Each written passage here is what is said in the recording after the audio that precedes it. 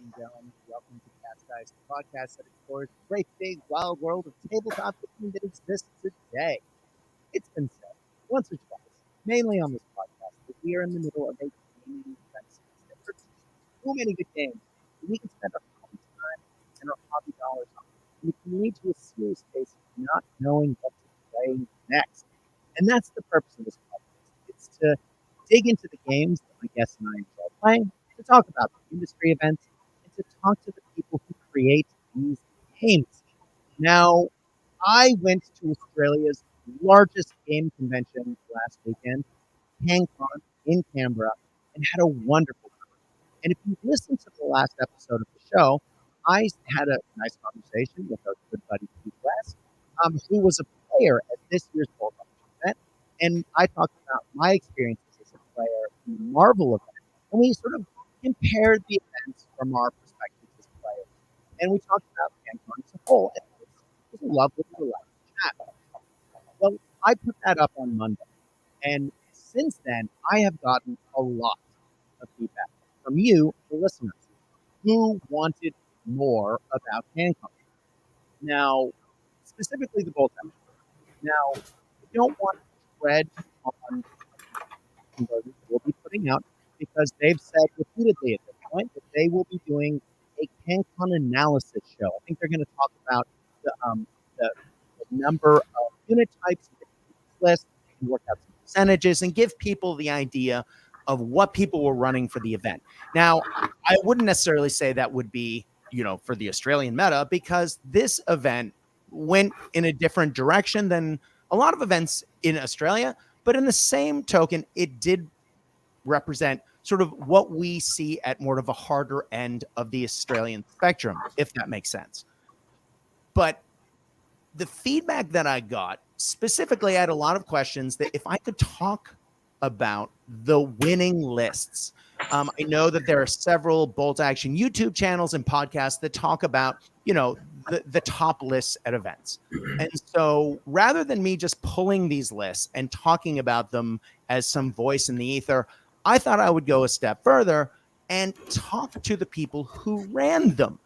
Not only that, but I've had a lot of questions about the terrain because we talked about it at length in the last episode, and a few other elements of the Bolt Action event at CanCon. As someone who did not play in it, I played next to it. I thought it would be a good idea to invite a couple of people who did play and who did very well. So without further ado, I would like to introduce today's guests. We have last year's winner of CanCon and this year's winner of CanCon, as in the same person, our buddy Aaron Russell. Aaron, welcome to the show. Hey, Brad. Thanks for having me. Mate, you've been to 2 CanCons and you've won 2 CanCons. That's a hell of accomplishment, man. Congratulations. Cheers. Yeah, pretty fortunate. Right on. And we have another guest who was hot on his heels and came second at CanCon this year, a man who is no stranger to Bolt Action events in Australia, a man who's weirdly never been on the show, and yet I've been meaning to talk to him about coming on for quite a while. Jason Drane, welcome to Cast Dice. How you doing, man? Yeah, I'm pretty good, Brad. Thanks for having me. It is lovely to have both of you. Now, gentlemen, CanCon 2023, as we said in the last episode, was a really big deal for the Australian wargaming scene, not just Bolt Action. I mean, CanCon's always been our biggest gaming convention in Australia. In the last couple of years, between COVID lockdowns and COVID outbreaks and COVID in general, staff at CanCon were saying that numbers had significantly dropped. And the last time there was a quote unquote big CanCon was 2019. Now, not to say there weren't big events at CanCon the last couple of years, but the number of feet in the door was significantly less until now. 2023 was a return to form because CanCon traditionally had gotten sort of bigger every year. And what made it particularly special this year was over the last couple of years, some of the biggest events that had previously run at CanCon, Warhammer 40,000, Kings of War, had jumped ship to other venues the same weekend, sort of adjacent to the CanCon main hall at Epic. it's really exciting to see Cancon back. Jason, you've been to Cancon way more than I have, and I've been to Cancon a lot. How good was it to see that Cancon was sort of, in gaming in general, is back in Australia? Yeah, well, CanCon this year really impressed me. It was fantastic. I really like to see the amount of role playing that's come back to CanCon. Yeah. Since I started role playing at CanCon in the early 90s, so late 80s maybe, but long time ago. And then just, like an entire hall of vendors. It was great. It was really good one. And the secondhand stall. Now, I haven't been to CanCon in about 6 years. So for me to come to CanCon this year and to see the secondhand quote unquote stall had its own building was wild. I mean, there was over a 2-hour wait to get into that between games on the Saturday. And I ran over to grab things from a friend. We had like 20 minutes for lunch. So I had to turn around and run back. I was able to get in the second day, but it had been, picked over like a herd of jackals had been through it. But it was really exciting to see on the second day. Lord knows what it would have been like on the first day. Aaron, Jason, did you guys have a chance to get over to that? Aaron? No, I did not. I definitely didn't. I did hear about the line, and I thought there is no way I'm going to have the time to wait in line for 2 hours. So I would have loved to, and I'd planned to, but that sort of made it a bit difficult. Yeah, seeing that line was wild. And if you were playing in an event, unless you significantly won or lost a game and there was a lunch break at the other end, I don't know how you could have gotten there. Yeah. But I think that also says a lot about just the number of people that came to hang out and watch. And there were participation games. And as Jason said, the role-playing aspect, I had a couple friends who came and signed up for role-playing sessions that ran for significant periods of time, but also meant that they had longer breaks. I also think that depending on what Magic event, I think there was more time there. But the traditional wargamers were often locked up on that Saturday in particular. But in general, I mean, Aaron, what was your thought about CanCon this year? It seemed to be, pretty special, right? Yeah, it was definitely buzzing. I really enjoy going around and seeing all the other different systems and, seeing terrain on the table and that sort of thing. Obviously pretty fortunate with Bold Action. I'm sure we'll get to that soon. Oh, yeah. But, yeah. But in fact, that's how I got into Bold Action. Was walking around seeing other game systems, and I was I guess we'll touch on that soon. But yeah, it was buzzing, definitely buzzing. Yeah, it was good. And I don't know if you guys had a chance to walk by the Two Fat Lardies section of CanCon this year, where they were running demo games and running big games. But man, talk about terrain, and that was truly special stuff. Yeah, there's a couple of really gifted terrain builders in that community. Yeah. I could not believe the level of hobby that went in on that. It was straight up Akhtar in Tasmania levels of amazing terrain. It was truly outrageously good. And that is a compliment. I wanted to push him out of the way and play some bolt action on it, but I think that's a little game system envy/rivalry going on there. But, worse things have happened. Now, I want to say that one of my favorite parts of going to CanCon is seeing friends again. And I know I mentioned it on the last show, but I want to mention it again. It was so wonderful to walk into CanCon and see people I hadn't seen in a decade. See people that I used to see every single year at CanCon or at other events. Because it really is a gathering place for gamers of all sorts of game systems. And tons of my friends from the old Warhammer 40K fantasy, Malifaux days, even Bolt Action had sort of, gamers tend to, go do gamery things in other systems from time to time. And, people had migrated to all these different game systems. But just walking through CanCon, I got to see friends at the War Master event, the Fantasy 6th Ed event. the Age of Sigmar event, the Infinity event, the Team Yankee event, tons of games, half of which I've never played. But to know a significant number of the field, only because, people jump from system to system, it was just so nice to see so many familiar faces. I do have to give a special shout out to Richard Bright, who was playing in the Bolt Action event, because he showed up, and we've been talking online for a long time, years, and he had been promising a deck of the old Citadel battle cards, knowing that I love the old 40K art and the old 40K models. He had found it in a drawer somewhere or in a box, and he gave them to me to put on my shelf. And I think I've talked my wife into playing a game. We'll see how we go. If not, I'm going to have some friends over to play games in a couple weeks. I'm definitely going to pull them out. But that's just an example of being able to see someone. Now, the problem is when you're playing games, and maybe you guys know this feeling as well, between games, you have a little bit of time to chat to people, but often those people are playing games. And then when they come to talk to you, you're playing a game. So you don't really, it's nice to wave and to shake hands and maybe do a hug, but yeah, there wasn't tons of time to socialize. And to anyone who came to say hi, I'm sorry. Marvel requires a lot of thought, and I'm not very good at it. But it was wonderful seeing everyone.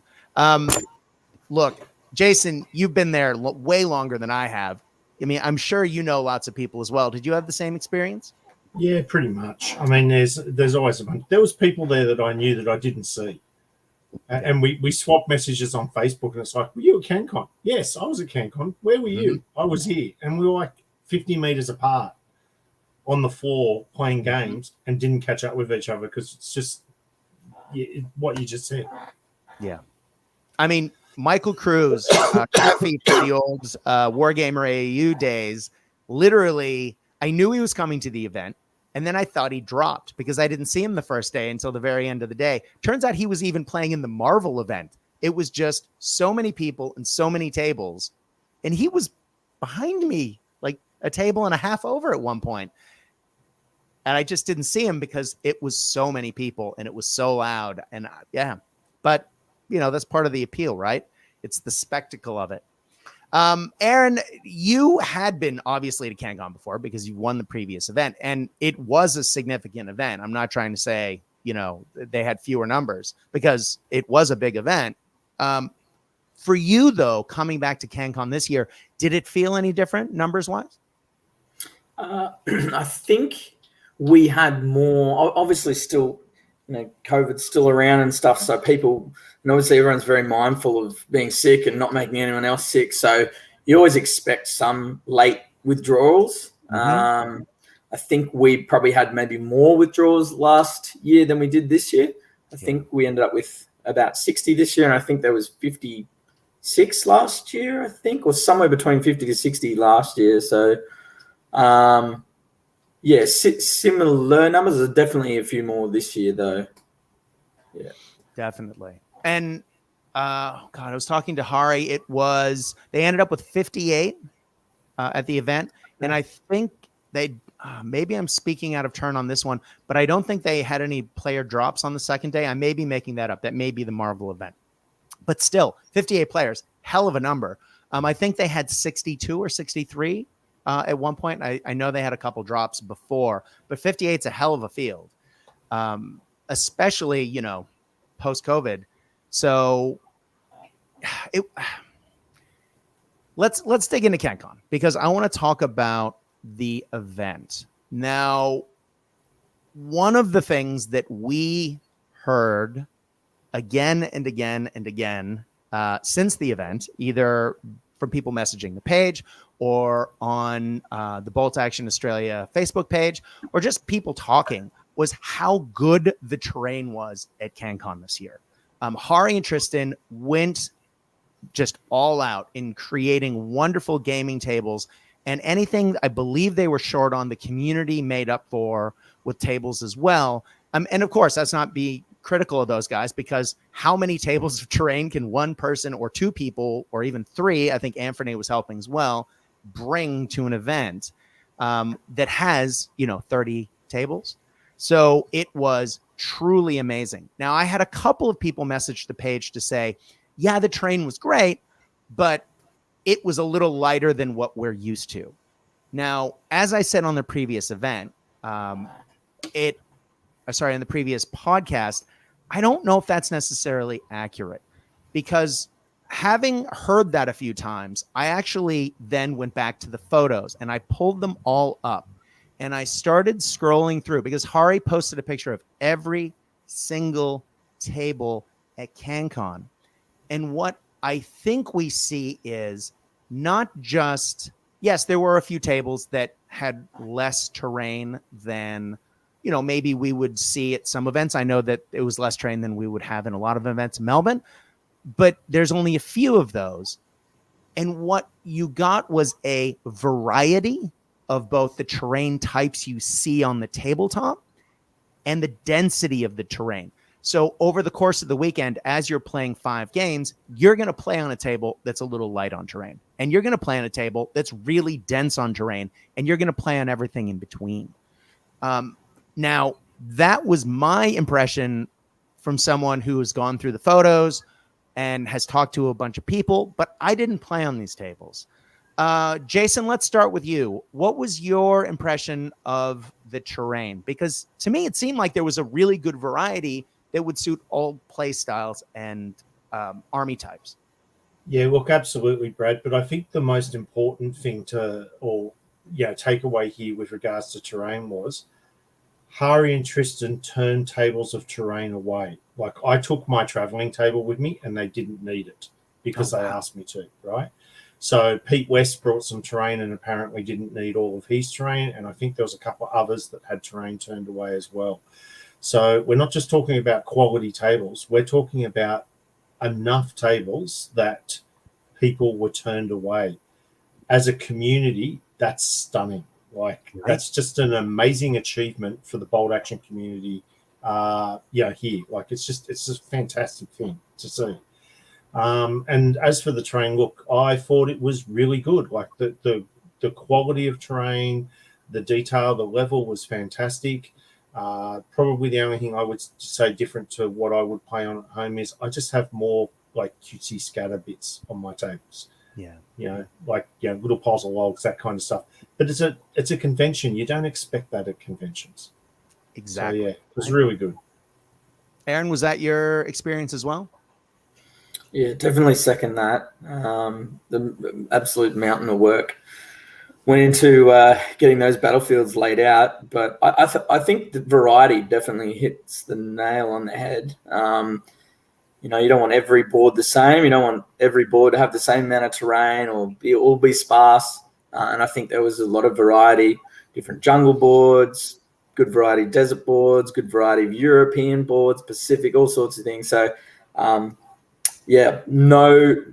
of the tables that I played on were like the one previous. So that creates a good experience and, immersion into the game, and also some different strategical elements as well.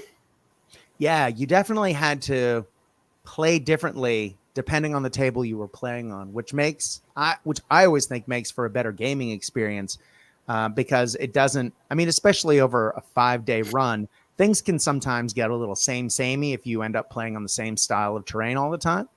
And this just reeked of, variety and the necessity for tactical thinking and strategy. If you were going to succeed on all these tables, you had to adapt to the tabletop because there was that great variety. Plus, it looked awesome. And I can't, thumbs up what Jason said more. I think that speaks volumes about the bolt action community, that not only the TOs did all that preparation to get ready, but also the community for supporting them to ensure that there was all that ready to go for Australia's big show. So yeah, man, so good.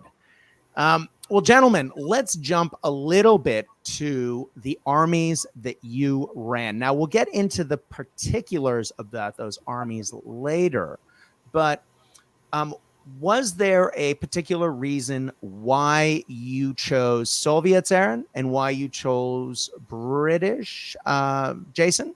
Aaron, why don't we start with you? do you have any?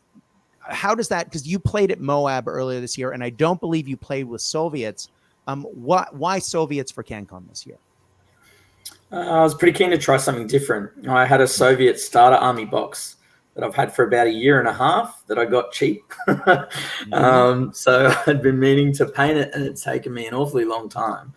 But that was the main reason. I wanted to play something different. It was the army I had that was unboxed. So that's sort of why I ended up with Soviets. Nice. Jason, how about you? Look, I just didn't. I've taken partisans and Australians, British and Germans to tournaments in the past. Didn't feel like partisans would have a snowball's chance, quite frankly. And I'm just super comfortable with the British, and just found that it just called to me for this tournament. Nice. Well, let's jump over to the event's rules. Now, at this particular event, there was a set of rules and list restrictions that limited what you could take to the event listing-wise. So it was a 1,250-point bolt action event. It was a maximum of 1 multi-launcher per army. You could have a maximum of 2 flamethrowers per army, vehicle or man-packed. Multiple platoons were allowed, but you could not mix reinforced platoons with theater selector platoon. So you had to stay within the context of whatever you chose. Reinforced platoons and theater selectors only. So no armored or tank platoons were allowed. And multinational platoons were not allowed either. Did that change what you guys were thinking listing wise going into this event, or were those sort of stock standard? Because most of those sort of align with what we normally see in bolt action events in Australia. Jason, I'll start with you this time. Look, it didn't change much for me. I didn't take a multi-launcher. I've only ever done that to one tournament because, as a rule, I just don't like them. But I did take 2 flamethrowers this tournament, which I usually never do because it's usually only 1 allowed. So, but other than that, no, not a lot of changes for myself.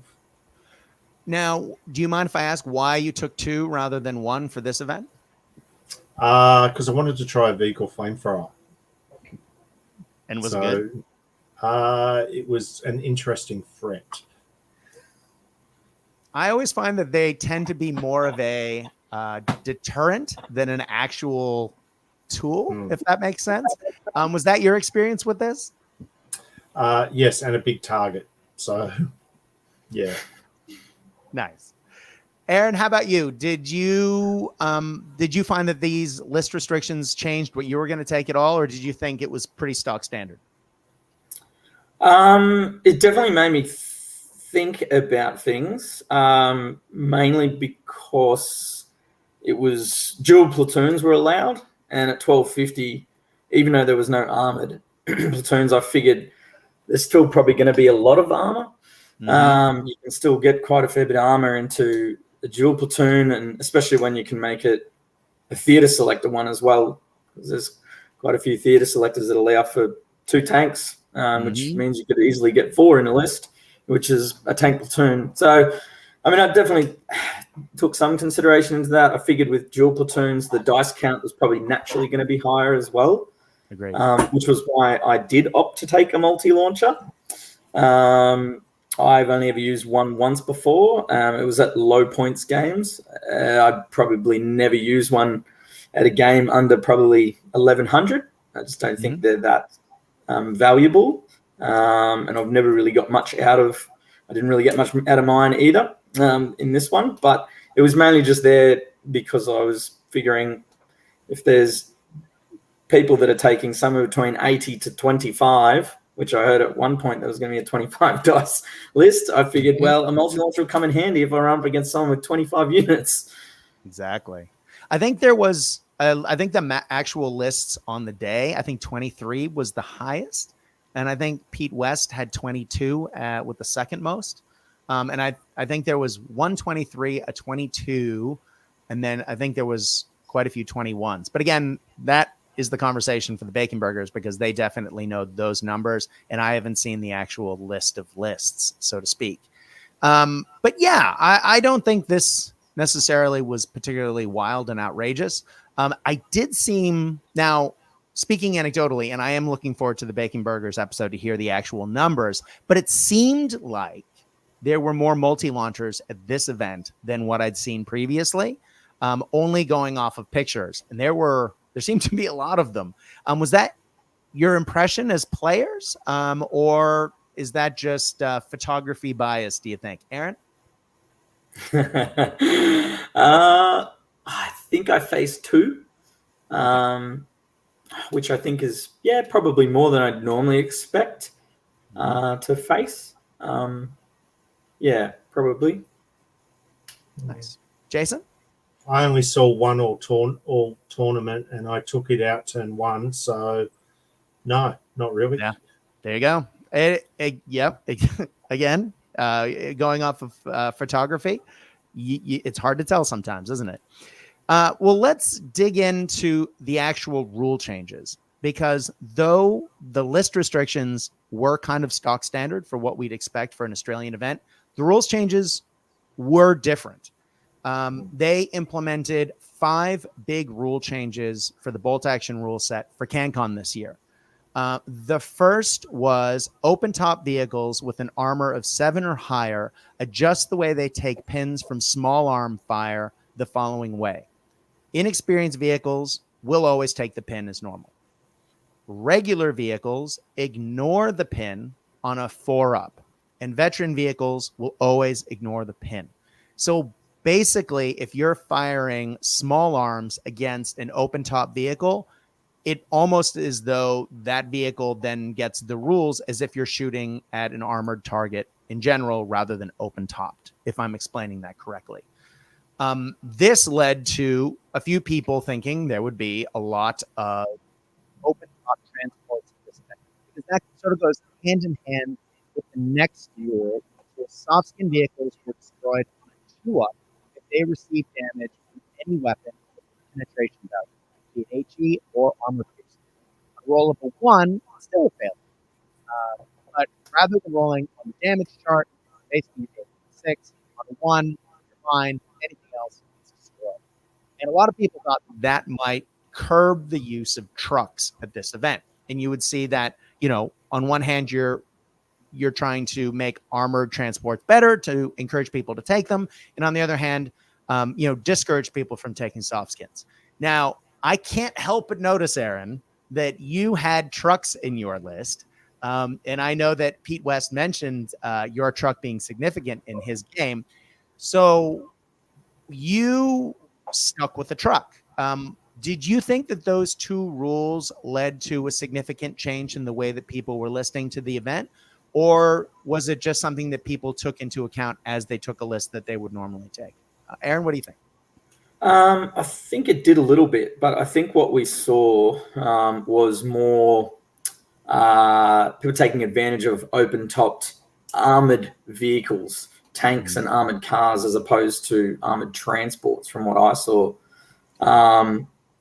Which, I'm not sure if that was the intention with the rule there. I think it was more to get more armored transports. I didn't actually see many armored transports. I faced one list with 2 Bren carriers that were carrying 2 engineer squads. But outside of that, I don't recall any other armored transports. But a lot of open-topped fighting vehicles. People taking Whirlwinds and Ho-Ros and trying to take advantage of it that way. So I think it did definitely influence some people with that. But with the trucks, no, I'd already painted them up. So I figured I needed to take them. They were in the list. And I wasn't too concerned. I thought, well, if my trucks are getting shot by something that has armor penetration, they probably deserve to get blown up anyway.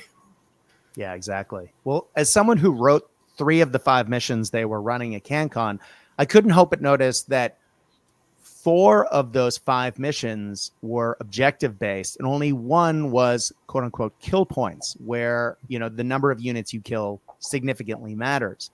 So it was almost as though that change dialed back the soft skin being destroyed rule a little bit, because maybe you could still run your trucks up, have them get your assault squads where they need to go, which is what I know what you were doing with your list, Aaron, and we'll talk about your list in depth in a minute. But, once those trucks had done their job, they can shrug and just say, okay, whatever, you've killed them, doesn't matter, because that number of order dice that your opponent's killed isn't a huge deal. Do you think that's an outrageous idea, or do you think that was what a lot of people were thinking?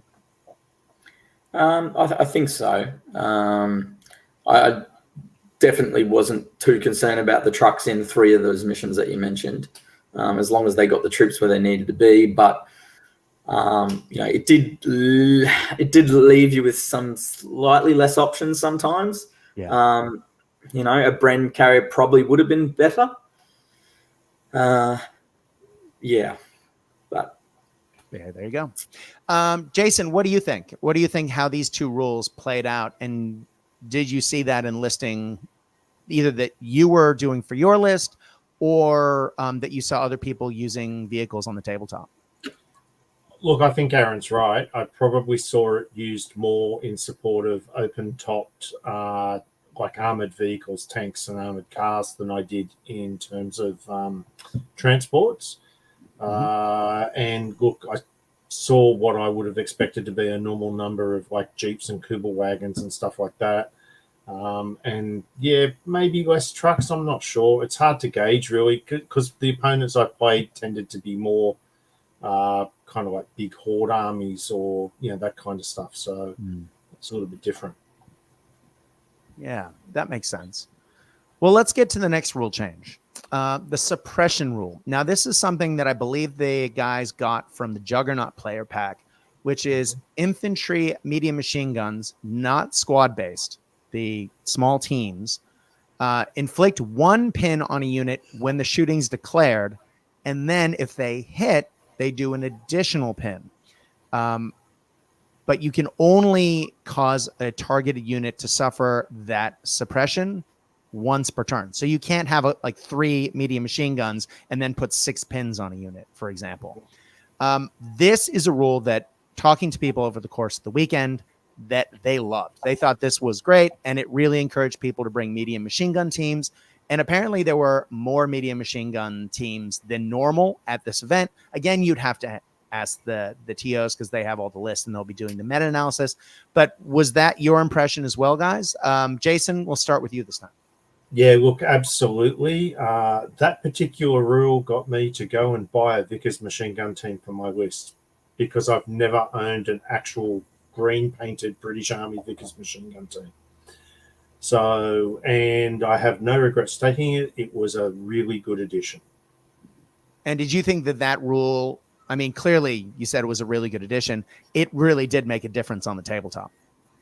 Yeah, it makes the machine gun teams usable and makes them feel more historically accurate. They're doing what they're supposed to do: control an area, suppress.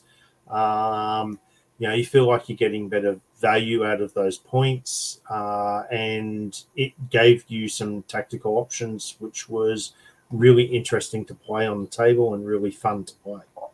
Brilliant. Aaron, what do you think? Yeah, absolutely loved it. It gives most team weapons in bold action have a unique ability of some kind, and it makes the MMG relevant, I think, and it just gives it that little boost that everyone's looking for. I don't think it's crazy overpowered, but it definitely makes the MMG viable for sure. And yeah, I like it. It's a really cool mechanic, and suppression makes sense. So yeah, I think it's great, and probably the best solution to the MMG that I've heard of any so far. So yeah, I quite liked it. Nice. Well, light machine guns were also being used a lot more at this event, and that's because there was a light machine gun change. A squad that is selected at full strength and has at least 10 men, and to be considered full strength, could take a squad integrated LMG at no additional cost. For example, a Siberian squad would have to take all 12 men to qualify. A partisan squad would have to take 20 men in order to qualify. Conversely, a CC Recon team would not qualify because the maximum number of dudes you can have in that squad is 9, if that makes sense. There's a sub clause to this saying that LMGs taken by motorcycle infantry squads can fire as part of the advance order. Aaron, did you think that this rule changed the way people were listing as far as unit sizes and or the light machine guns? Were they being used? Definitely. I think every single person I played had a free light machine gun, or at least 1 or 2. So yeah, definitely did. I actually didn't have any free light machine guns, mainly because the squads I were running weren't able to actually take them. So it didn't matter that they were full strength or not; they couldn't physically have one. So I wasn't prepared to go buy another box and paint up another 10 men to get a unit just to get a free LMG. So yeah, no freebies there, but there was a lot. It did prevent min-maxing. It encouraged people to not min-max in their list, I should say, not prevent. But if you were running a list that ran a lot of units, like you were, spoilers, with scouts and with assault engineers and other specialist Soviet units, you weren't able to get an LMG, full stop. So, yeah, I could see that being an issue for you. Jason, what about you? I used the rule, so I had 2 regular British squads with the free light machine guns. Most of my opponents did as well. It was pretty common, I think. Yeah, no, I kind of agree with Aaron. I think it does encourage that kind of larger squad size. People were probably, making adjustments to their list to get that, which means they're, costing themselves points somewhere else to get those extra couple of guys in. Yeah, look, I thought it was a good change. It worked. Yeah, there you go. The last list I played had 10 free LMGs. Ooh. What? Yeah, 10 free LMGs. So they had 200 free points. Yeah, they had 10 squads, 10 full-strength squads, all with a free LMG. Okay, you got to talk about that list because I don't have that in front of me. Please talk to us about what nation is that, first of all, and second of all, Germans. Okay, talk to us about what was in the army in general. Was it someone who literally overinvested in particular units to take advantage of that rule? I think so. I'm not exactly sure on the intention. They were, well, yeah, I would say that was probably the case. They were Ostruppen or Volkstrom, one of the two. Mm-hmm. And I think so. They were costing, and they were shirkers. I think all of them were shirkers. So 10 shirker Ostruppen or Volkstrom, one of the two, all full strength with an LMG. So actually wasn't the craziest idea I've ever heard. It was actually worked quite well. I've faced that list without the LMGs, and man, that makes that list have a lot more teeth and or options available to it. That's a cool idea. I hadn't thought of that. That's Jason, did you face that list too? No, I didn't. Are you glad you didn't face that list? I don't want a HE. I'm good. Right on. Well, before we get into the list themselves, I did mention earlier that this was an event that was geared a little bit more competitively than some other events. Now, running up to the event, there was discussion of this being, the player pack itself said it's something like, put your best foot forward, come out swinging, be competitive. But then the guys on the Bacon Burger cast clarified and said very clearly, no, this is still within the context of the Australian meta. But, this is still a competitive event. Did the rule changes, the list requirements, and the intention of the TOs, did that play into your lists? As one final question before we actually get into your lists themselves, Jason, I'll start with you. What were your thoughts? Look, I definitely did try to make uses of many of the rule changes as I could. So, I chose an army trying to do that thing I always like to do, which is balance competitiveness with something of historical accuracy. Mm-hmm. And trying to fit something in that made use of that. But it wasn't so much their decisions. I was going out to try and build a list that could kill stubborn infantry. So, right on. Yeah. Aaron, how about you?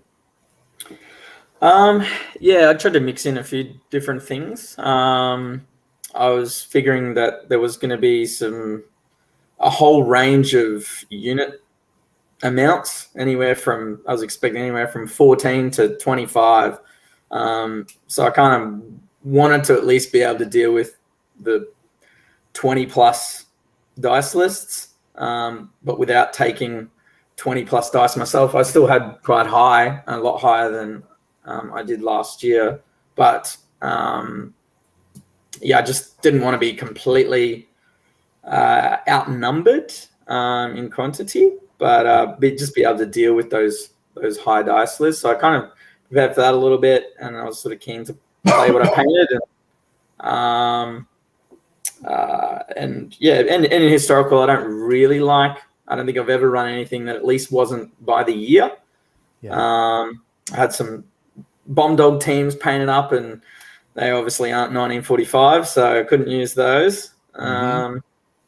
But that was sort of probably the main consideration, and also vehicles not being able to contest definitely come into consideration for me when I was sort of preparing to put a list together. Now, is that something that you guys normally have, vehicles that do contest? Because I know, and that might just be a regional difference, because in Melbourne, they never do. Is that something you commonly see in events that you play? I think that it's usually subject to mission. I think at Moab, from memory, it was subject to mission. So there are a couple of missions that they couldn't contest, and a couple they could. But I think it's actually it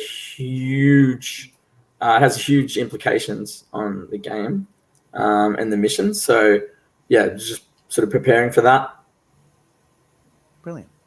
Well, let's get into the lists themselves. Now, I do want to talk about missions, when we'll do that in a second as well. But I want to talk about your lists first, so that we have a context of how we're having this conversation. And I do want to talk about how the event was run, and I think that might be a good way to finish. So if you're listening, those are coming. Those are the talking points. But let's get into the lists themselves. So starting with... we have an 8th Army list, Jason, where this is you. This is the number 2 list at Cancon this year. I'll read it out, and then I have a series of questions for you. We had a 2nd Lieutenant, regular. We had 2 regular 10-man squads. One of them had 1 submachine gun. We had the free Arty Observer, who had a bonus regular friend added. We had a 1st Airborne Division paratroop from the Sicily and Italy book, which was veteran. That was, if I'm reading this right, a 5-man stubborn squad with submachine guns. Mm-hmm. We had a medium machine gun team regular. We had a medium mortar team regular. We had a regular light mortar. We had a sniper team veteran, a regular flamethrower and Piat team. We had the national characteristic of vengeance. We had 2 light artillery pieces. We had a Humber armored car, which, for those not sure which one that is, it was the Mark II, which has the turret-mounted autocannon, light autocannon, and a coax MMG. We had the M3A1 Stuart III. This is not the DACA Stuart. This is, however, what American players would call the Satan, because it was the Stuart that did have the flamethrower. We had another one that didn't have the flamethrower, that just had the light AT gun with the coax MMG and then the forward hull MMG. We had an M3 scout car that had just the forward-facing HMG without the sponsons, and a Jeep. And that is the list. Jason, talk to us a little bit about the idea behind your list, and both maybe historically and tactically. What was your game plan going in with this list? Look, historically, it's straight out of the Soft Underbelly book. So, kind of like that. I was looking for a way of dealing with stubborn infantry, because I'm finding personally that stubborn infantry is what I lose games to. Usually, anyway. So I was looking for ways of doing that without kind of joining the meta of having a lot of stubborn infantry. Yeah. So looking for ways to, destroy it. So what's a HE?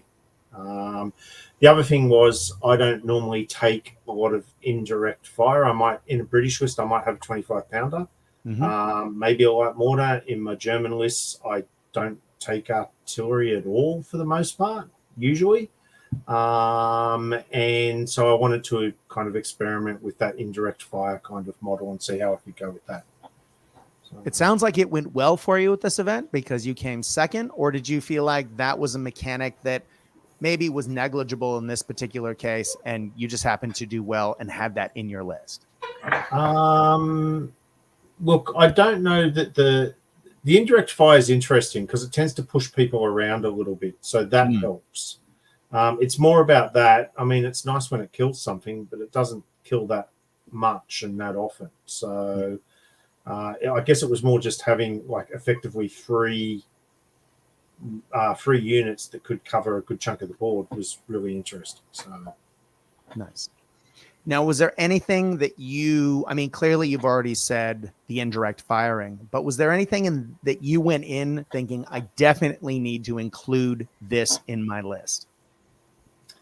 The two flamethrowers. Just one, I wanted to experiment with vehicle flamethrowers because I don't usually take them. And I expected to see heaps of stubborn infantry at this thing, being objective-based, sitting stubborn infantry on objectives. So I figured, look, if I'm not taking stubborn infantry, flamethrowers tend to be the best way to kill them. So I was trying that. And do you think that paid off for you? Not really, no. I think my flamethrower tank took out a Sherman, which was really lovely. Absolutely lovely. My Man-Pack flamethrower took out Pete West Panzer IV in our last game, which was also lovely. And other than that, they didn't do huge amounts for me. Okay. And do you think you saw a lot of stubborn at this event? I know you were planning for it, but did you actually see it on the tabletop as you were going? Not as much as I expected. Okay. All right. Aaron, did you have any thoughts about Jason's list, having heard it? I am curious because when I did see your list, I was very curious if you had any challenges capturing objectives, because you've got 3 squads there. And obviously a lot of small teams. Were the small teams just doing a lot of work, getting on objectives late, or how did you sort of handle the 3 objective missions? Yeah, look, my small teams always do a lot of work, especially in my British army. So, like light mortar teams are actually there just to annoy people and capture objectives. That's what they do. Same with the forward observer. That's, they're off capturing whatever objectives are on my side of the table. That's the small team's jobs. So, yeah. And when you were playing with your white scout car, was that more of a zip around and put pins on vehicles in particular places, or was that more of a transportation device? Usually loaded the little airborne squad into them, and it was purely situational. So it totally depended on the opponent, the board, what I could get around to, how much cover there was, that kind of stuff. There you go. Yeah, my thoughts looking at this list were, oh my God, you don't have enough guys. But clearly you did, because you did quite well at this event. And as you say, it is a play style of leaning into that small team. And clearly you did very well with this. So I think this leans into your particular play style for this army. And clearly you did well with it. If you could change something in this army now, if you knew what you knew now going into the event, what would you have changed about this army going in? No, I don't think I would have changed too much. I'd love to have taken a stag hound instead of the Humber, but I just didn't quite have the points for it. Although I could have probably, I mean, if I wanted to be a little bit more competitive, I could have dropped my officer to inexperienced, picked up a few more points and squeezed stuff around. And probably that's the change I would make, would just be, drop that to inexperienced, which would give me some points elsewhere just to spend some, just kind of polishing up another unit somewhere. All right. Right on. Well, let's look at the other list, shall we? Now, with this list, it's a Soviet reinforced platoon. And this is the first place list. This is Aaron's list. We have an inexperienced junior officer, no friends with him. We have a veteran squad with 5 guys, all with submachine guns. 1 guy has a Panzerfaust. Then there's an assault engineer squad, again, veteran, that has 1 guy with a rifle, an NCO with a submachine gun, 2 additional submachine gun guys, and a flamethrower guy. So that makes for 5 guys in total, 1 flamethrower, 3 SMGs, 2 Panzerfausts. We have a forward artillery observer, and I have questions about that. For 100 points, it's regular. We have a Schrafbat squad, inexperienced, for 23 points. That was, if I'm reading this right, 8 guys that have shirkers. We have the free rifleman squad, 12 dudes with anti-tank grenades with green. We have a heavy mortar team, a regular. We have a regular sniper team. We have an inexperienced light howitzer. We have a recce carrier, which is the Bren carrier that the Soviets can take with the dual MMGs, 1 forward-facing, 1 in a pintle mount. We had the quote-unquote DACA Stuart, which is the Stuart that has the light AT gun with a coax MMG, forward-facing, hull-mounted MMG, and then another 2 forward-facing LMGs. Sorry, MMG was the other one, and then 2 additional LMGs. Ugh, I always say that wrong. We had a regular truck with no machine gun, and then we had a regular truck with a machine gun. And that's the first platoon. Second platoon was another inexperienced officer with no friends. We had a 5-man Soviet scout unit with 5 submachine guns. We had another assault engineer squad. This time had 1 less SMG, but is otherwise the same. So had 2 SMGs, 2 rifles, and a flamethrower with 2 Panzerfausts. We also had another regular sniper. And then we had another thing I want to ask you about, the M30 Super Multi-Launcher, which is very rarely seen, which I love that you have. And then another recce carrier, which is a universal carrier with recce that, again, had a forward LMG and a pintle-mounted LMG. Aaron, I have lots of questions. But before we get dug in, can you talk to us a little bit about what was going on with this list? Like, what were your historical thoughts with the list and or thoughts running it on the tabletop? What was your game plan? So it's 1945, and we're now in enemy territory, heading towards Berlin, mustering all we can, basically. But also wanted to just use a few things that are a bit quirky, that I've never used before, that I've never seen used before. But I also wanted, I'm used to playing British, so I wanted the transition into this army that I was going to play to maybe not be too rough. I didn't actually get any practice games with this. I finished painting it on like Thursday before Cancon, and I didn't get any games. So my first ever Soviet game was round 1, but I didn't want and I knew that going into it, so I didn't want the transition to be too rough for me. But I think like last year I only had 15 dice and I had lots of armor and infantry, and I had barely any support weapons. But going to this one, vehicles couldn't contest objectives in 3 of the missions. So I decided to not go as vehicle heavy. That was probably my line of thinking, but I also wanted to be able to handle high dice count lists, and also all the missions bar 1, which had prep bombardment, meant that you had to have at least half of your army off the table. So I didn't really want to have a bunch of units that were coming on table turn 3, turn 4, or maybe never. So they were probably the main considerations, but yeah, also wanted to stick with the late war theme as well. So now I said I was going to mention a couple things, and so here we go. Let's talk about the forward observer. Now you did say, I think you said that you used to like this. Is this leaned into this sort of a crutch over to being like used to having that like this, or were you intentionally taking this to lean into the Soviet rules of being able to re-roll the dice for observer, for RD observers in particular, or did you have a game plan for this? Talk to us about this, because RD observers aren't something we see in a lot of Soviet lists, particularly at the quote-unquote top.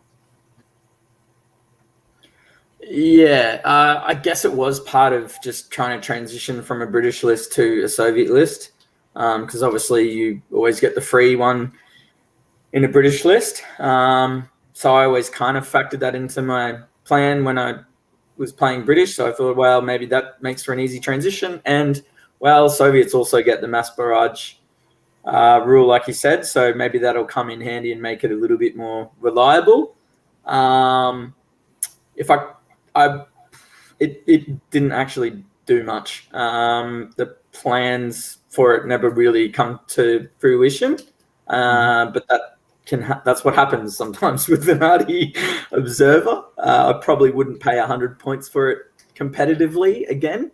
But yeah, it was probably more about the transition. Nice. Well, you have a Shrafbat squad, which had the Shirkers rule. Now, in a recent FAQ, Shirkers got, quote unquote, significantly nerfed. And I heard many competitive players bemoaning Shirkers being used at all anymore. They're too bad now to use. And yet here you are using them. Did they do all right for you on the table? Were you happy with them? Or were they one of those things that, maybe post quote unquote nerf, they're not a thing anymore? I liked them. I think they were handy. And they were funny. They were a fun unit to have because they spent most of the game disobeying orders and going down. My plan was for the enemy to shoot at them. No one ever shot at them. So, unfortunately, apparently guys wielding shovels isn't very threatening. So yeah, they I don't know how much use I got out of it. Actually, one game they captured an objective, so they probably paid for themselves there. But yeah, I would take them again, definitely. I mean, if no one ever shoots them, then they're never going to get pinned out anyway. So yeah, exactly. I don't know why no one wanted to shoot at them. But yeah, I liked them, and they were a funny unit because they just literally kept failing order tests every turn. You gotta laugh with a unit like that, or you'll go mad. Yelling at your dice and yelling at your units on the tabletop. Let's talk about another unit that is a little controversial, which is the M3 multi-launcher. It's the M30 multi-launcher. It is the only heavy rocket launcher in the game. So it is a multi-launcher on steroids. When it hits, it wrecks face. It is a 4-inch HE template. However, it only fires every other turn, and you have to pass an order test with a pin to reload it. Am I getting those rules right? Yeah, so once you fire, you take D3 pins, and you can only shoot the turn after you pass a successful rally test. So even if you don't shed all the pins, you can still try, but you might still be pinned, and then you might go down anyway. So yeah, it's a bit of a funny one. Now, knowing that the missions in this had a maximum of 7 turns for all of them, which means you're going to fire this 3 times in a game if you're lucky. Did you get to fire? Did you find that D3 pins and then having to pass a check and then, all of these hurdles to jump through to be able to fire this massive gun?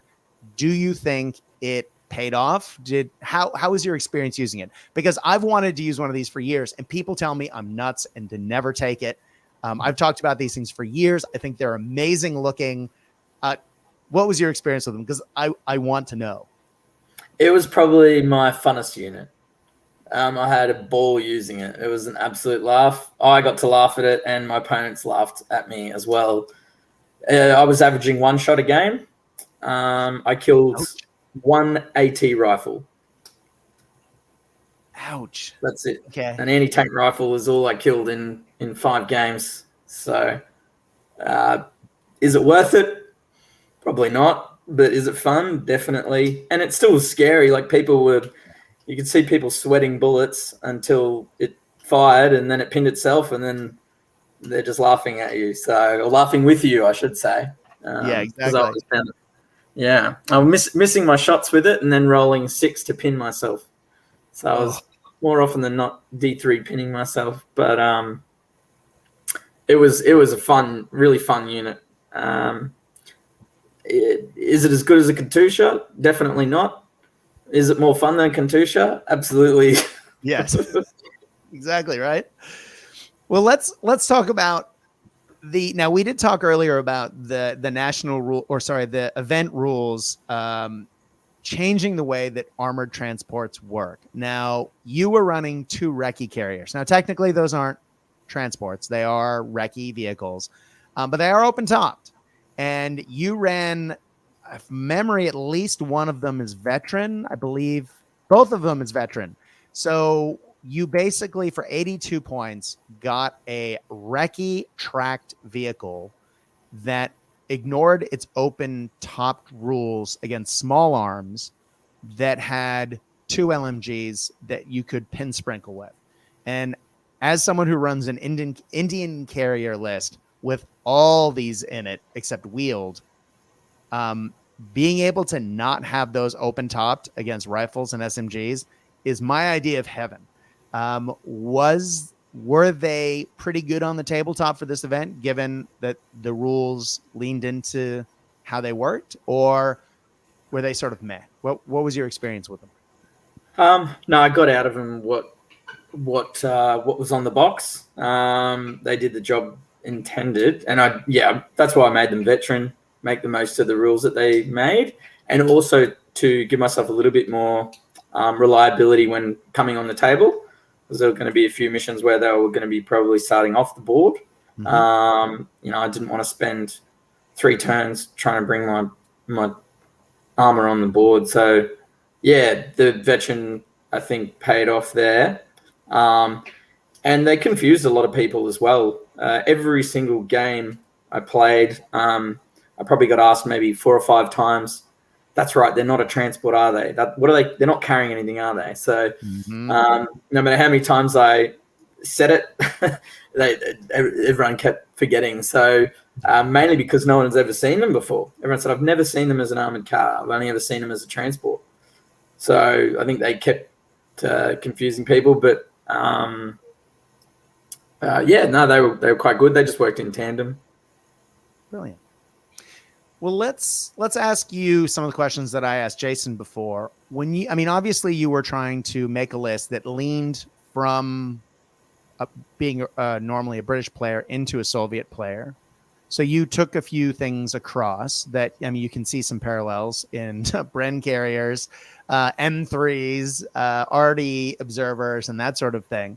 But were there other things that you wanted to lean into that you thought were non-negotiable going into this event that you really wanted in your list? Oh, that is a good question. Well, the strap bat, definitely. That was a non-negotiable. They had to go in there. I was really keen to get them onto the table. Just dudes. The idea of guys running around without weapons and shovels and just carrying ammo cases and stuff was a bit comical for me. So they were definitely non-negotiable. Now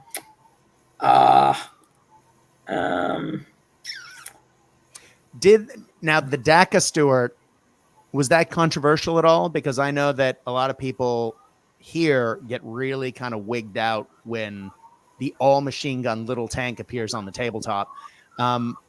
Did people give you a hairy eyeball with that one, or did they think it made sense in the context of the event / your list? Yeah, I think so.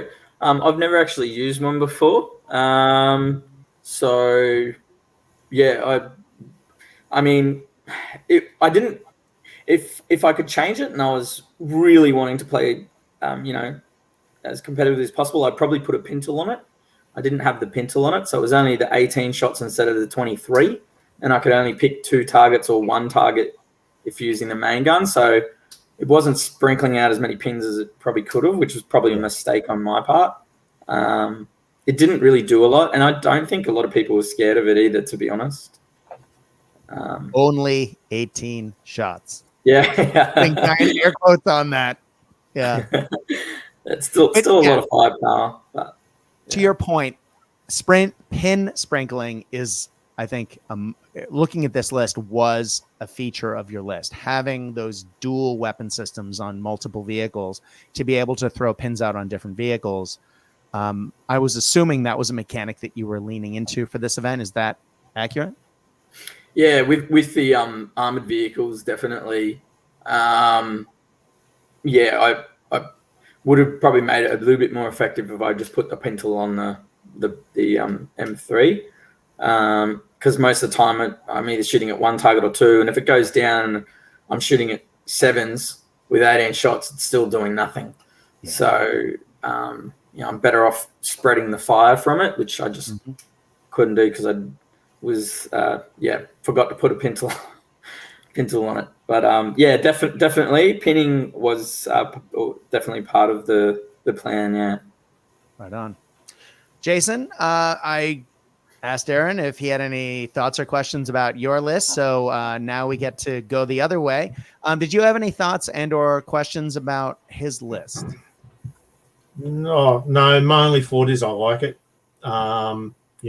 I'd play it. It's what's the vehicles that hunt infantry. That's what I like to do. So, yeah. And it's infantry that aren't afraid of vehicles, because you had a lot of Panzerfaust on your units. So did you find that those were effective, or again, sort of more of a deterrent than an actual weapon system against vehicles, Aaron? No, they were definitely effective. I think I took out 2 vehicles with Panzerfausts. I think it was a Panzer 4 and a Stuart, another Stuart actually. So I think I think they were pretty effective. Yeah. When I was thinking about going to the event, the list of nations that I was looking at narrowed considerably, because I was thinking at 1,250 points, and given the vehicle rules for the event, I was thinking there would be probably more vehicles, more than 1,250 points than anything else. So, and multiple platoons. So I was thinking, well, I could take Germans, but I'm probably going to end up taking Soviets with Panzerfaust because, it is such a good national. It's like one of those unofficial national rules, Panzerfaust, and the Soviets have it, and they are able to do wonderful things with them. So yeah, I fully understand why you took them in this list, because especially given the point level and the dual platoons, I think they would have been invaluable. But any final thoughts on your list, Aaron, before we move on? I'd probably make a fair few changes if I had my time again. But, yeah. What would you change? Yeah, I'd get rid of the artillery observer. Get 100 points back. Yeah, I don't know what I'd do with it, but I'd probably wouldn't use that. Yeah, do something with it, and probably upgrade the officers to regular and give them a buddy or two. I actually find 3-man reg officer teams work quite well. Give them all SMGs. They jump out of a truck with a squad, and they're putting down 6 shots. They're definitely putting down a pin and killing a few dudes at point blank range. So I actually don't mind 3-man officer teams. I found my officers were, apart from helping the trucks come on the table, were pretty relevant. And I don't really like wasting points. So 60 or 70 points in officers that don't do anything apart from help my dice roll to get on the table, probably a bit of a liability. I think get more out of officers by giving them buddies and making them regular. But yeah. Now, you did not mention the heavy multi-launcher. Where you would keep that? It's fun. It's just fun pinning yourself. And it's there. It was there to, just in case I face a 20 dice something list, just to give them something to think about. But only shooting. Yeah, I was averaging 1 shot a game, which wasn't great. And as I said, killing an AT rifle is probably not a great return. But it's more like a Katyusha is definitely going to be better. It can fire every turn. It can move. It doesn't even need to start in vision. So obviously the Katyusha is definitely the more optimal choice, or a Nebelwerfer even. It can fire every turn. But that unit's fun. And at least if it does hit something, it's going to kill it. It's going to make a mess. Yeah. Hopefully it's just not an AT rifle. I do think that that's hilarious. That of all the things you hit, that was the one thing you actually hit and killed. That's hilarious. Yeah. One of the cheapest units in the game. Well, let's go back to talking about how your lists tied into the mission choice for the game. Because again, 4 of them were objective based. And yes, I would love to hear any criticisms or, things that you liked about the missions, because we are going to be updating the Bolt Action Alliance mission pack later this year. And obviously supply drop will be in that. Plus we always like feedback with the old missions. And Aaron, you were giving me feedback for these missions before we even went to the event. You were reading these with a magnifying glass, because I have to say, in all my years of having written missions for the Bolt Action Alliance mission pack, back when it was the .NET pack, nobody realized that the original pack had missions that, when it's saying half come on, half stay off the board, you round one way. And in 2nd edition, it changed and you round the other way. And we, as the committee behind the missions, decided to keep the original missions rounding the version 1 way and the other ones doing the version 2 way to match the time period that those came out. So we didn't have different versions of the same mission being played at the same event. So I am very curious to hear about your experiences in particular. Jason, you as well, obviously. But let's start, Aaron. What was your experience with supply drop plus the other missions? Did you enjoy them? Do you think your list worked well with them? And since you saw them in advance, did you tweak your list to match those missions? Yeah, definitely. The fact that normally it'd sort of go a bit more balanced, because you don't know what to expect with missions, because they were already all there laid out for you. You may as well plan for them. So yeah, I think I knew that the vehicles couldn't contest any missions, so obviously that played a part. I wasn't as worried about Armor 10 vehicles just rolling up and sitting on an objective in the middle of the board and me not being able to do anything about it. And I think, the rounding up and rounding down thing, I think it only really makes a difference of one unit. Either one unit starts off or one more unit starts on. But if you are running a list that's an odd number, it actually can throw out the dynamic. And I didn't really want, my free rifle squad starting off the table may never actually get on the board and see action.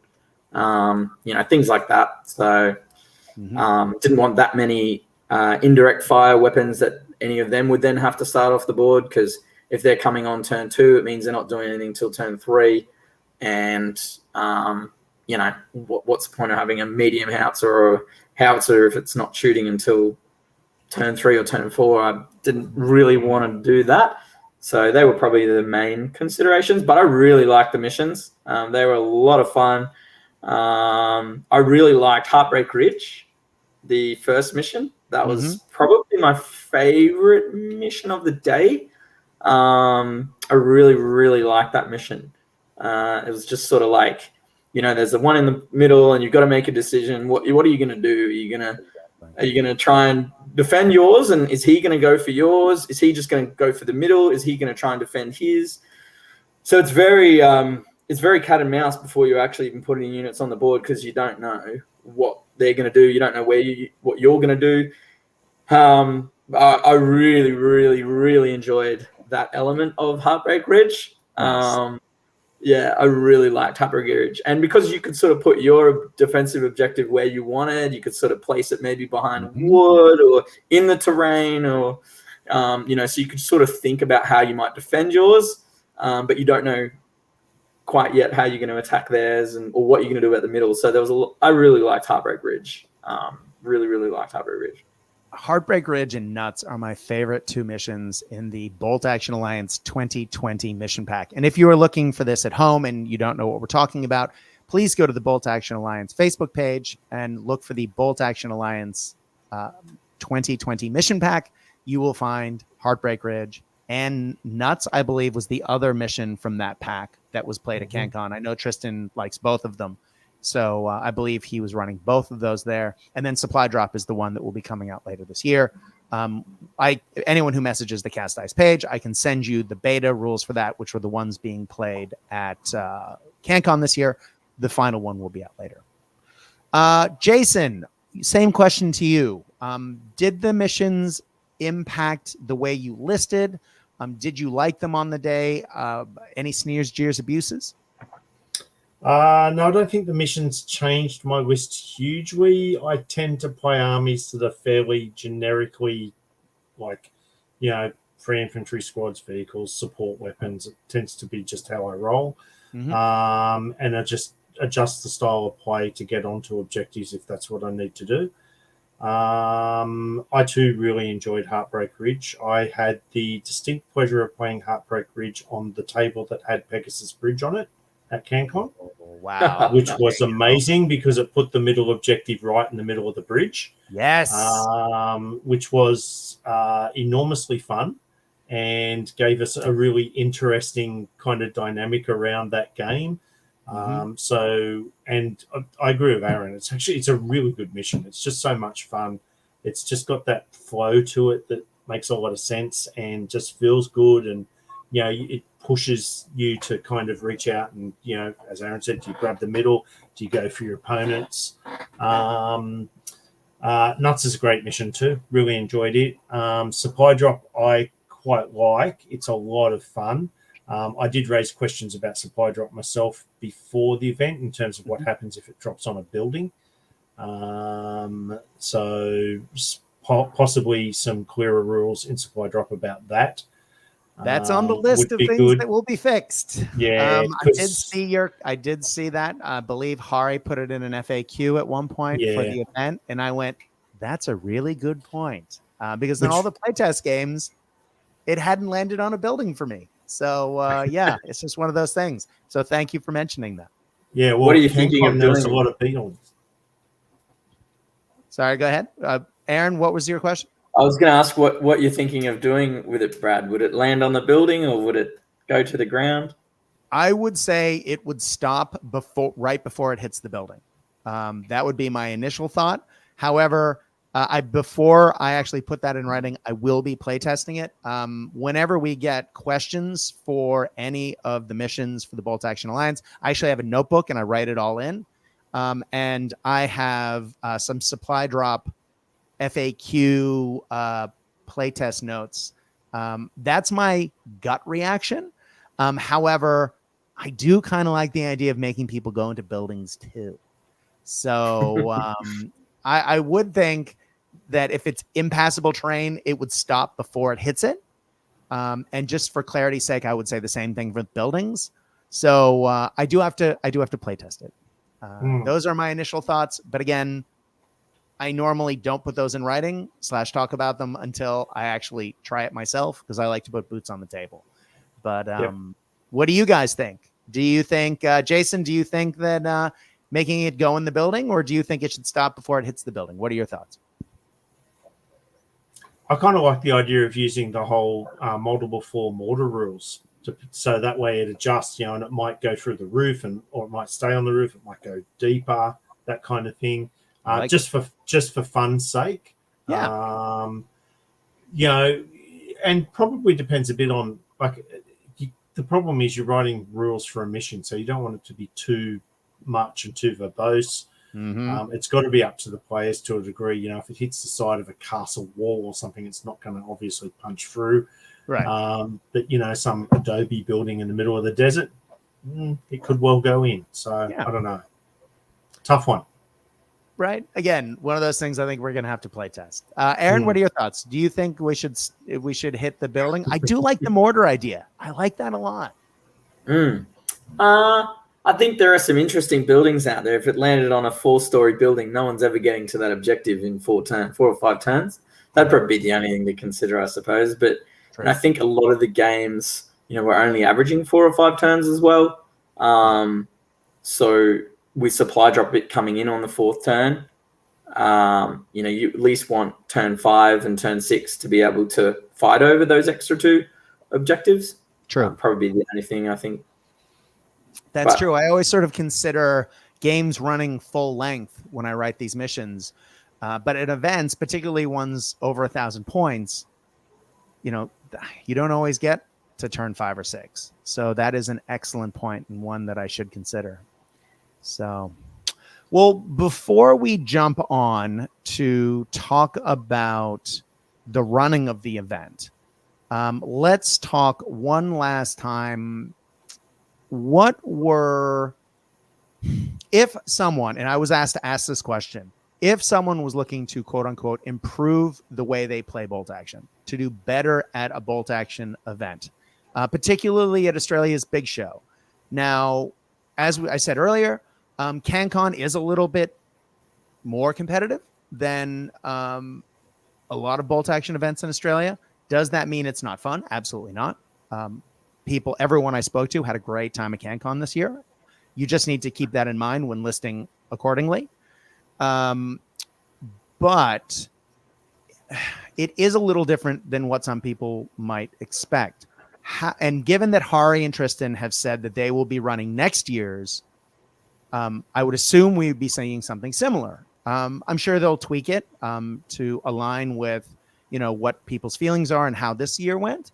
But if people wanted to start getting prepared early, I know some crazy people like myself like to paint armies a year out for a big event. Do you have any big takeaways from this event or suggestions that you would give to people who are wanting to up their game? Jason, I'll start with you and then I'll go to Aaron. Jason, what are your thoughts? Get games in. You basically, I think bolt action's a game that's played over 6 turns, and generally speaking, especially with larger order dice, just a lot of the games finished earlier. A quick game is a good game, and you only get quick by practice. Exactly. So I think that's probably the big takeaway. I suspect that there are probably people out there that lost games because it went to turn 4 or 5 and they needed those extra turns to get the game, for their tactics and their strategy to actually come off. And I know I'm in that boat quite frequently myself. Like, I need turn 5 and 6. I have to have it.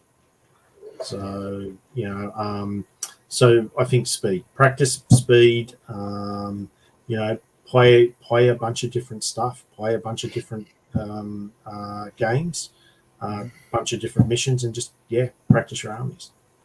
Yeah. And as you say, and I think you were alluding to it there, play against people who are playing different types of armies and have different play styles from each other. Yeah. It's one thing if you play the same 2 or 3 guys again and again and again, you'll get really good against them in the armies and the styles that they like to play. But in an event like Cancon, you're going to be seeing a much broader player base who have different experiences, have different styles, and have different army lists. So I think you're spot on. Get games, also get games and get reps in, so that you work on your force, you're able to make good decisions. But also, you're not wrong.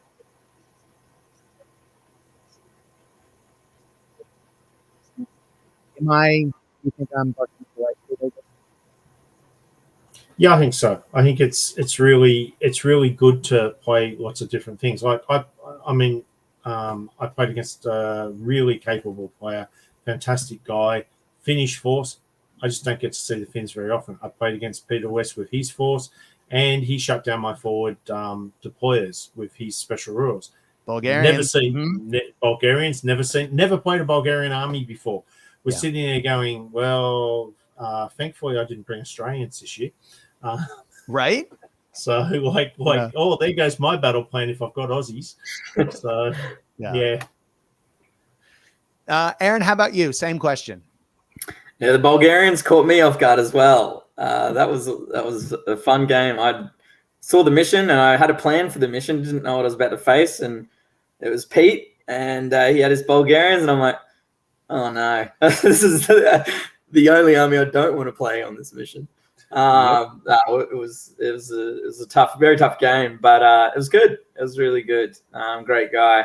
I think the new players, I think a lot of us are coming from other systems, like so we played other games, and you get these ideas in your head and rules in your head, and sometimes we mishmash our games together. So I think probably the biggest thing is reading the rule book. I think it's a great set of rules. You learn a lot about a history. They put lots of little cool blurbs in there and all sorts of things. So it's definitely great to read. A lot of their material is a really fun read as well. I think it's written pretty well. So I think definitely scratch up on the rules. Is probably the number one starting point. And a lot of us have house rules as well, that we play at home. We might be doing certain things with certain units that, aren't actually in the rules. And when you play at an event, you probably want to both be playing the same game that's in the rule book. So, yeah, I think just probably being familiar with the house rules are great. But, yeah, we probably just touch up on the rules, I think, is a really good one. And trying new units, building a balanced list and seeing what a mortar does, seeing what a sniper does, seeing what an anti-tank team does, seeing what armored cars do, seeing what howitzers do, all that kind of thing, I think is going to help. So there's a lot of rock, paper, scissors, and working out what the rocks and papers and scissors all do to each other, I think is a really good starting point. Yeah, 100%. Jason, would you agree with that? Yeah, look, yes, I would. And I would probably add, learn not to rely on 1 or 2 units. So probably the difference between a good bold action player and a great bold action player is the great players don't, like, if they lose their tank, it's like, okay, I'll go off and do something else with these other things. So, it's learning that you're not building an army around 1 or 2 order dice. You're building an army. So Exactly. And I think it also comes down to, just to lean into something you said there, staying calm when something goes wrong. It's really easy to feel like you've stepped in quicksand if a couple things go wrong. And in bolt action, they do. Bolt action happens. There all of a sudden your opponent gets 5 order dice in a row when you really needed one. Or, you don't hit with a unit even though you have a really good chance to. And you really need to. Like those things happen in bolt action. Your unit with 1 pin, veteran unit with 1 pin needs to get to an objective, and it doesn't happen. It can feel really bad. Especially when a couple of those things happen in a row. But luck and probability comes and goes in this game in a way that more so than in other games, in my experience. And so for me, I often see that people who do well don't let those swings and roundabouts necessarily derail their cool. Their game plan might go out the window, but then, as you were saying, Jason, to be able to then go, you know what? How am I going to adapt to this situation? How can I move forward? Knowing full well that luck will change, and it does, I think is huge in this game. And because it's really easy to, get hot and bothered about, things not going your way, and then you start to make tactical mistakes. Would you guys agree with that? Yep.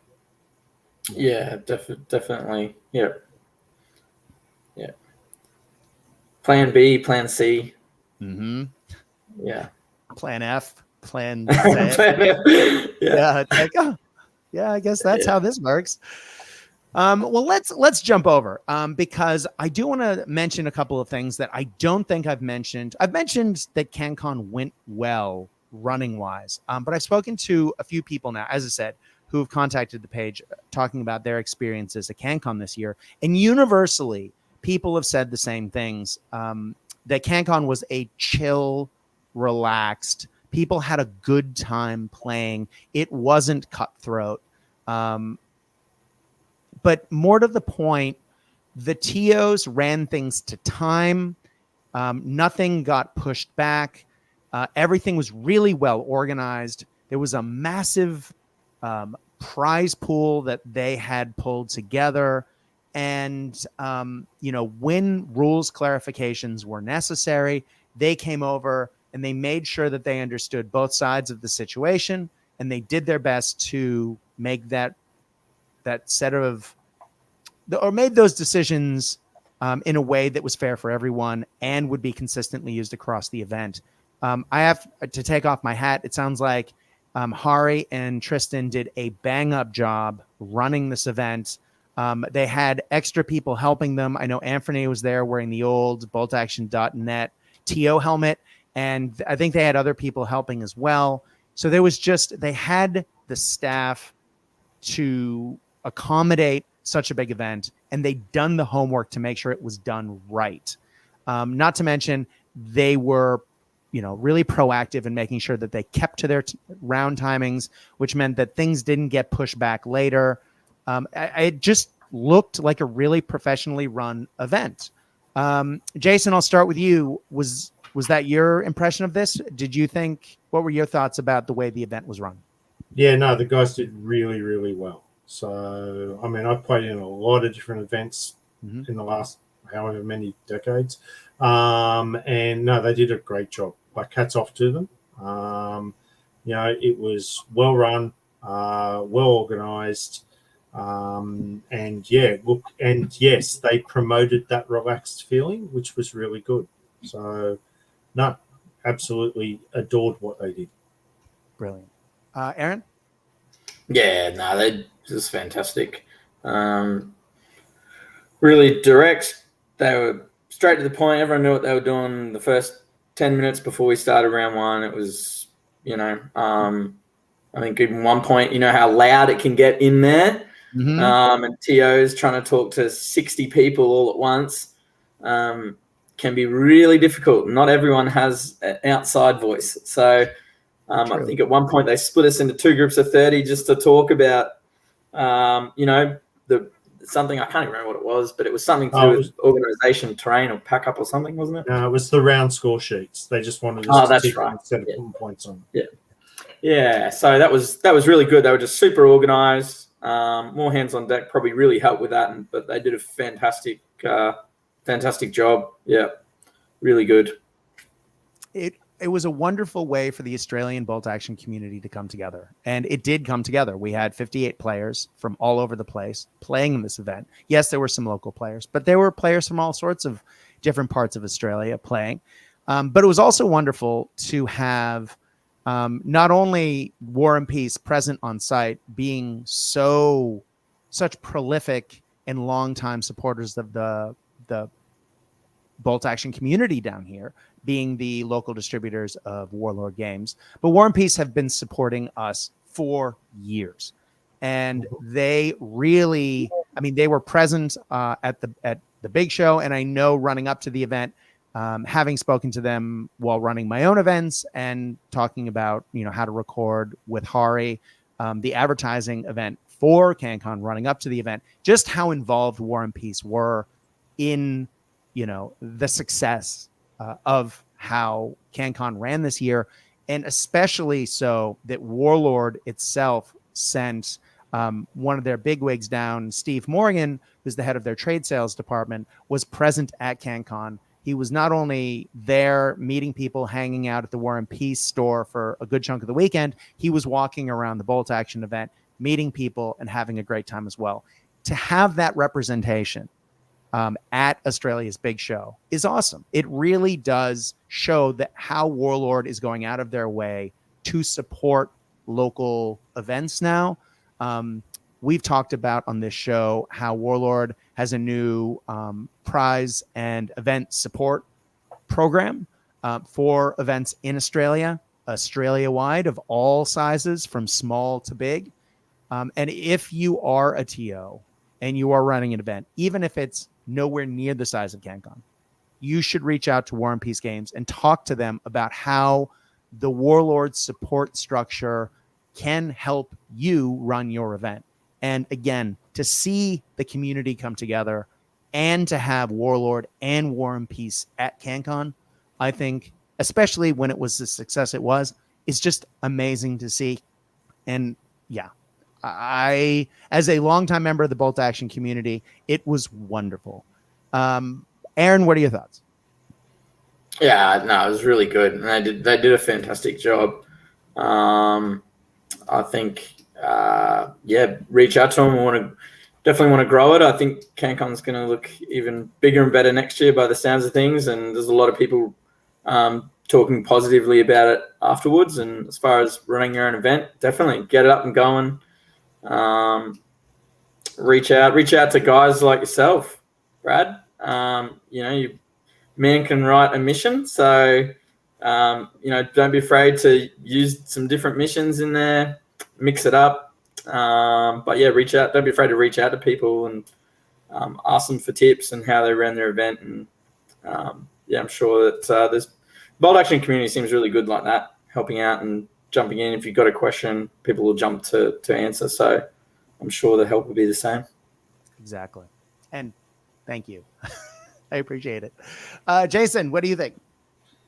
Oh, look, Ian from War and Peace has just always been there, and he's always been a good supporter. Right.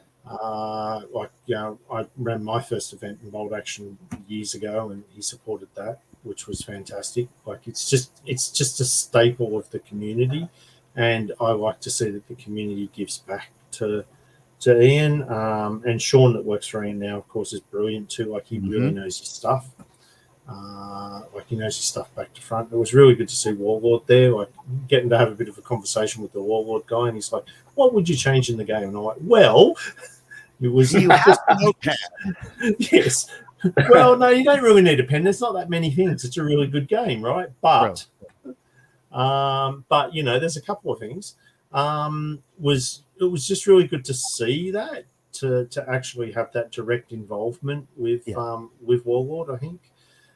Generally speaking, I think the bolt action community in terms of tabletop gaming, I've always found it hands down to be the best of the tabletop communities I've ever seen. And I don't know if you're aware of this or not, Brad. I used to run a game store, so I've seen a few tabletop communities. So yeah, And there are some winners out there. Mm-hmm. yeah. But no. Look, Bold Action's just great. It's a good bunch of guys. So It is. Yeah, man, I couldn't agree more. Well, gentlemen, I think our time has sadly come to a close, but thank you so much for coming on today. It has been an absolute pleasure to speak about your list and to talk about the event that was. Ladies and gentlemen, if you're listening to this, please do look into the 2024 Cancon Bolt Action event. Also, look for the Bacon Burgers episode where they talk about the meta. I'm not sure when that's coming. I know they've been very busy recently. I'm assuming it'll be in the pipe soon. But for everyone listening today, and for those who wrote into the page in particular, thank you so much for taking the time. I am literally doing this episode with these guests because of the requests from you, the listener, and there were a lot of requests to discuss different elements of the CanCon event. And I think we did a pretty decent job of touching all the talking points that people sent in. If we've missed something, or if you would like me to discuss other events moving forward, please do contact the Cast Dice Facebook page, CASTDICE. You are guaranteed a response by me. My name's Brad. Hi. If you would like to see the pictures of the terrain for this event, you can find this episode. And over the course of this episode, we not only show the army list while we talked about them, but we also had the list of the rules while we referenced them. And we had a picture of literally every single table from CanCon on the video as part of this discussion. Or you could just go to the Bolt Action Australia Facebook page, and Hari did post a picture of all of the tables. And spoilers, that's where I got my photos. So, ladies and gentlemen, as our good buddy Casey always says, when you are playing the games that we know and love, I hope that your dice roll hot. I hope that your beverages are cold. But more than that, we at Cast Dice hope that you are having fun. Stay safe out there, guys. Good night.